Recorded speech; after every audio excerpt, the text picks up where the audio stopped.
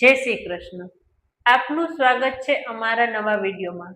આજે પરસોત્તમ માસનો 22મો દિવસ છે. તો આજે આપણે પરસોત્તમ માસનો અધ્યાય 22 વ્રતવિધિ અને વ્રતના નિયમો સાંભળીશું. બોલો પુરુષોત્તમ ભગવાનની જય. સુત પુરાણી બોલ્યા, હે મુનિ શ્રેષ્ઠો, વાલ્મીકી ઋષિએ દ્રઢ ધનવાને પુરુષોત્તમ માસ અંગેના જે વ્રત નિયમો કહેલ તે હવે તમારી સમક્ષ વિસ્તારથી જણાવું છું તે સાંભળો.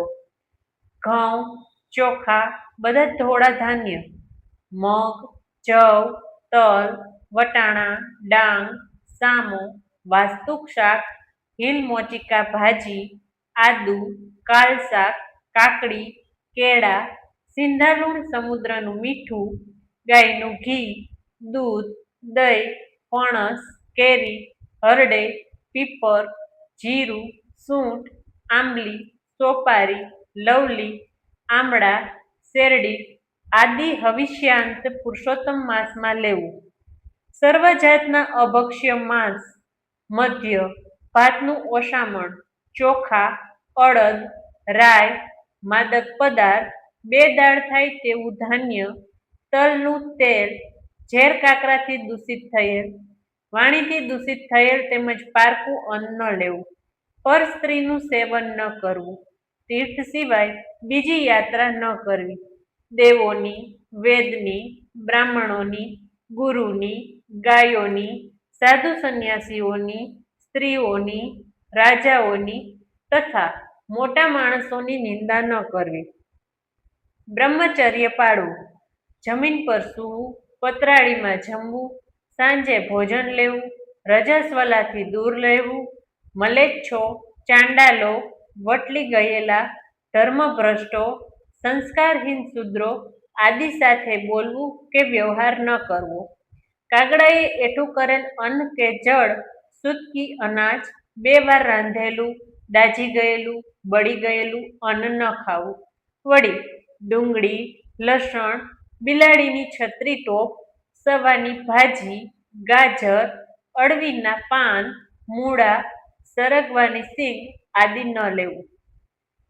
પડવે કોળું, બીજા ધોળા રીંગણા, ત્રીજે પુષ્પ શાક, ચોથે મૂળા, પાંચમે બીલું, છઠ્ઠે કાલિંગડો, સાતમે ફળના શાક, આઠમે આમળા, નોમે નાળિયેર, દસમે દૂધી, 11 પંડોળા, 12 બોર, 13 કાળા રીંગણા, 14 વેલાના શાક અને પૂનમે પાનીમાં થતા શાક ન લેવા. રવિવારે આમળા ન લેવા. જે વસ્તુનો નિયમ લીધો હોય તે બ્રાહ્મણને દાનમાં આપ્યા સિવાય ન ખાવી. આ પ્રમાણે વ્રત કરનારને ઉત્તમ ફળ મળે છે. બની શકે તો આખા માસ દરમિયાન ઉપવાસ કરવો. તેમ ન બની શકે તો માગ્યા વિનાના દૂધ કે ફળાહાર પર રહેવું. વ્રતના પ્રારંભ થયાના દિવસે સવારમાં વહેલા ઉઠી સ્નાનાદિ પરવારી શ્રી કૃષ્ણનું સ્મરણ કરવું અને નિયમ પાળવાનો સંકલ્પ કરવો. નિયમપૂર્વક આમ આખો માસ વર્તવું. આ માસમાં શ્રીમદ ભાગવત સાંભળવું. 1,00,000 તુલસીદાસથી શાલિગ્રામની પૂજા કરવી. આ માસમાં વ્રત કરનારને 100 યજ્ઞનું ફળ મળે છે. યમના દૂતો તેનાથી ડરે છે. વ્રત કરનારને કોઈ આદિ, વ્યાધિ, ઉપાધિ નડતી નથી. દરિદ્રતા દૂર થાય છે. સુખ સંપત્તિ, સંતાન, કીર્તિ આદિ મળે છે. ભૂત પિશાચ તેને પીડતા નથી. અંતે તે અનેક સુખ સાહેબી ભોગવી વૈકુંઠ ધામનો અધિકારી બને છે. શ્રી બૃહનારદીય પુરાણના પુરુષોત્તમ મહાત્મયનો પુરુષોત્તમ માસના વ્રત નિયમ નામનો 22મો અધ્યાય સંપૂર્ણ થાય છે. બોલો પુરુષોત્તમ ભગવાનની જય. હવે આપણે પુરુષોત્તમ માસની પાવન કથા અણમાનીતી રાણીની કથા વિશે સાંભળીશું.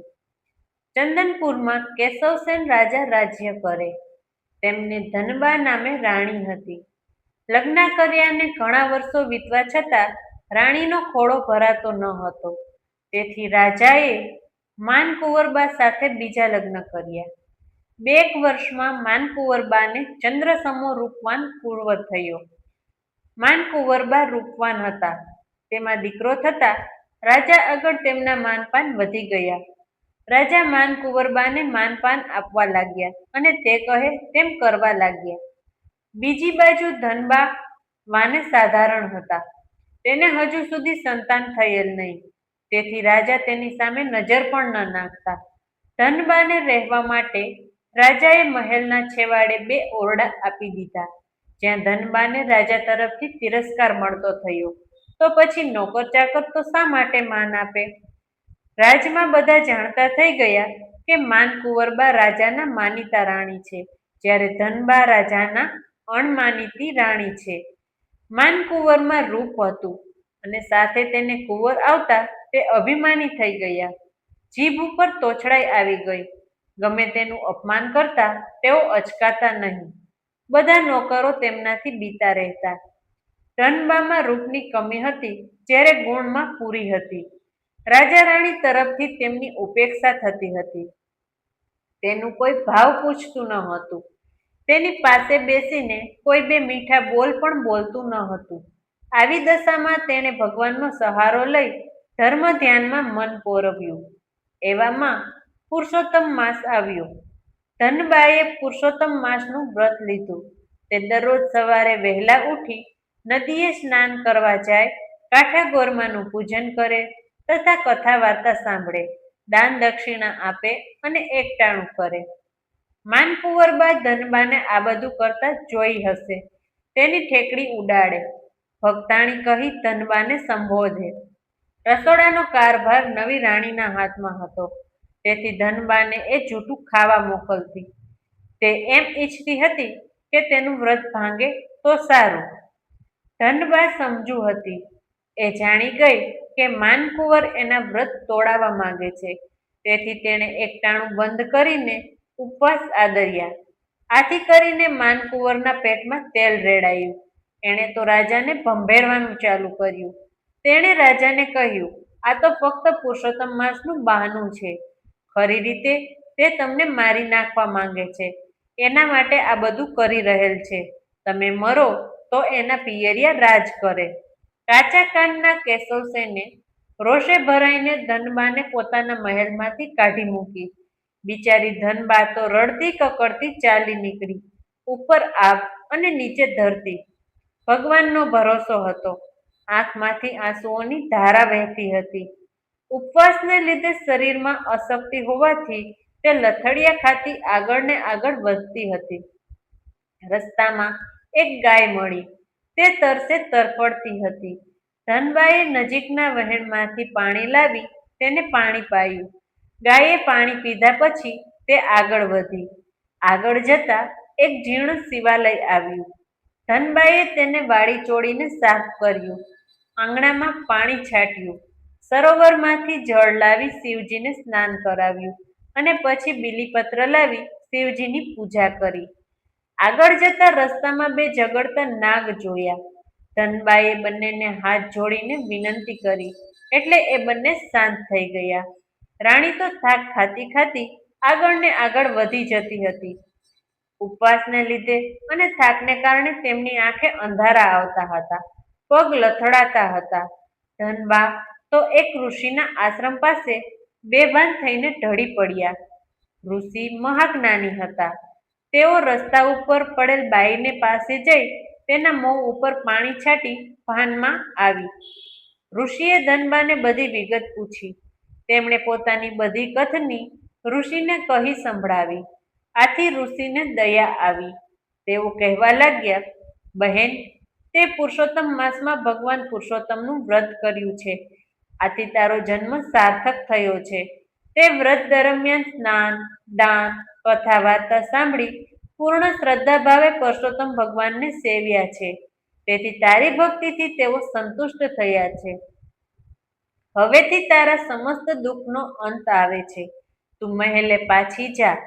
વ્રતના પ્રભાવ કરીને તારી કાયા કંચનવર્ણી થશે. તારી કુખે દેવ જેવો પુત્ર જન્મશે. રાજા કેશવસેન અને માનકુંવર તને પ્રેમથી આવકારશે. ધનબા પાછા ફર્યા. રસ્તામાં પેલા 2 નાગ પડ્યા. ધનબાને બહેન કહીને બોલાવી અનેક કાપડામાં હીરા મોતી જડેલ વસ્ત્રો ભેટ આપ્યા. આગળ જતા શિવાલય આવ્યું. શિવજીએ પ્રસાદ આપ્યો. પ્રસાદ લેતા જ ધનબાની કાયા કંચનવર્ણી થઈ ગઈ, જાણે રૂપ રૂપનો અંબાર. આગળ જતા ગાય મળી. ગાયે દૂધનો અક્ષય કળશ આપતા કહ્યું, રાણી, તે મારી તરસ છીપાવી છે. હું તને આ કળશ આપું છું. આમાંથી મોં માગ્યા મિષ્ટાન મળશે. ચાલતા ચાલતા રાણી નગરના દરવાજે આવ્યા. ત્યાંથી એક ગોવાળ જતો હતો. તેણે ધનબાને જોયા. તેમનો આખો વાન બદલાયેલો જોયો. રૂપના અંબાર સમૂહ સ્વરૂપ જોઈને તે તો દોડતો દોડતો રાજમહેલે પહોંચ્યો અને રાજાને સમાચાર આપ્યા કે ધનબા નગરમાં આવી રહ્યા છે. તેમના રૂપનો પાર નથી. કોઈ દેવી આવી રહ્યા હોય તેમ લાગી રહ્યું છે. ગોપાળના મુખે ધનબાના આવ્યાના સમાચાર જાણી રાજા અને રાણી માનકુંવરના પશ્ચાતાપનો કોઈ પાર નથી. પુરુષોત્તમ ભગવાનની કૃપાથી કેશવસેન અને માનકુંવરના હૃદય પલટાયા હતા. બંને પગે ચાલીને ધનબાને લેવા નગરના દરવાજે આવ્યા અને વાજતે ગાજતે સામૈયા સાથે તેમને રાજમહેલે લઈ આવ્યા. સમય જતા 9 માસે ધનબાએ કલૈયા કુંવર જેવા પુત્રને જન્મ આપ્યો.